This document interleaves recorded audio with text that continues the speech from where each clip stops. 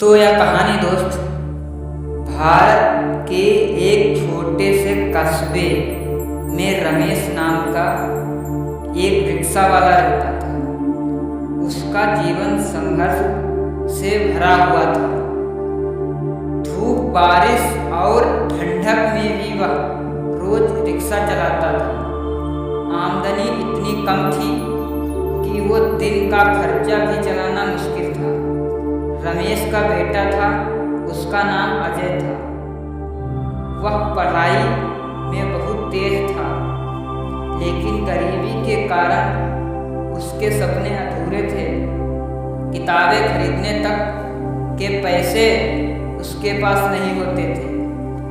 कभी कभी वह स्ट्रीट लाइट के नीचे बैठकर पढ़ता था और गांव वाले ताना मारते थे कि रिक्शा वाला का बेटा आईएएस बनेगा।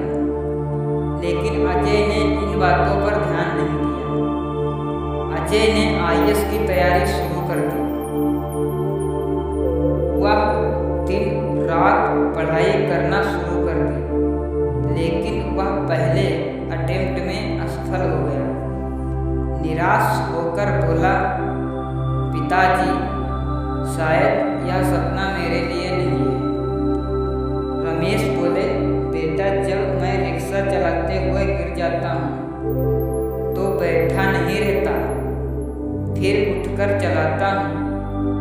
तुम्हें भी असफलता से डरना नहीं है। अजय ने अब ठान लिया था कि अब वह हार नहीं मानेगा, चाहे कुछ भी हो जाए। वह सुबह 5 बजे उठता और 12 घंटे पढ़ता था। गांव के बच्चों को कोचिंग पढ़ाता था, जिससे उसका खर्चा निकल आए। इस बार वह इंटरव्यू तक पहुंच गया था, लेकिन फाइनल लिस्ट में नाम नहीं आया। गांव वाले मजाक उड़ाने लगे। अजय ने कहा, यह असफलता मुझे और मजबूत बनाएगी।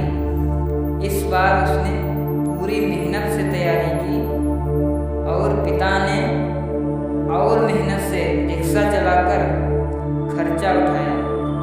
माँ ने कई बार भूखे रहकर पैसे बचाए और आखिरकार अजय आईएएस बन गया और पूरा गांव हैरान था। लोग जो ताना मारते थे अब उसकी वही तारीफ करने लगे। अजय की आंखों में आंसू आ गए। वह बोला, पिताजी, यह सफलता आपकी मेहनत का ही फल है। रमेश ने बेटे को गले लगाया और कहा, बेटा, असली आईएएस मेहनत है, इसे कभी मत भूलना। तो दोस्तों, यह कहानी एक रिक्शा वाला